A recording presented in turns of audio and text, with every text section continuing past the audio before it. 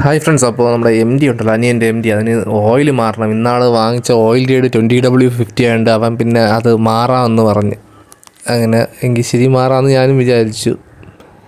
അങ്ങനെ ഇപ്പോൾ നമ്മുടെ 28,876 കിലോമീറ്റർ ആയിട്ടുണ്ട് കേട്ടോ വണ്ടി.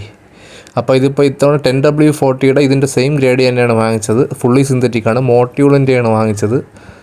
അതിൻ്റെ വിലയെന്ന് പറയുന്നത് 890, പക്ഷേ 870 രൂപയ്ക്ക് കിട്ടി സംഭവം. MRP ആണ് 890 അടിച്ചിരിക്കുന്നത്. അത് കണക്ക് തന്നെ യമഹയുടെ ഓയിൽ ഫിൽറ്റർ നല്ല വിലയുണ്ട് കേട്ടോ, 240 രൂപയായി. FC ആണെങ്കിൽ 80 രൂപയ്ക്ക് കിട്ടും. മറ്റേ സ്റ്റീൽ ബേഡൊക്കെ ആണെങ്കിൽ അതിനേക്കാളും കുറയും അതിൻ്റെ ഓയിൽ ഫിൽറ്റർ. പിന്നെ എൻ്റെ വണ്ടി ഇപ്പോൾ വർക്ക്ഷോപ്പിൽ കൊണ്ടുവന്നിട്ടുണ്ട്. അവിടെ വേറെ വണ്ടികളൊക്കെ ഇരിക്കുകയാണ്. അപ്പോൾ മറ്റേ ഓയിൽ മാറ്റം അധികം ആയില്ല, എങ്കിലും കുറച്ചേ ഓടിയുള്ളൂ. എങ്കിലും അത് മാറാമെന്ന് വിചാരിച്ചു. അങ്ങനെ ഇപ്പോൾ മറ്റേ പഴയ ഓയിൽ നമ്മൾ ട്രെയിൻ ചെയ്തെടുക്കുകയാണ് എന്തായാലും. ഇനി ഇത് കഴിഞ്ഞ് നമുക്കത് മറ്റേ ഓയിൽ ഒഴിക്കാം. ഇതാ നല്ല റെഡ് ഓയിൽ, അത് ഫുള്ളി സിന്തറ്റിക്കാണ് കേട്ടോ.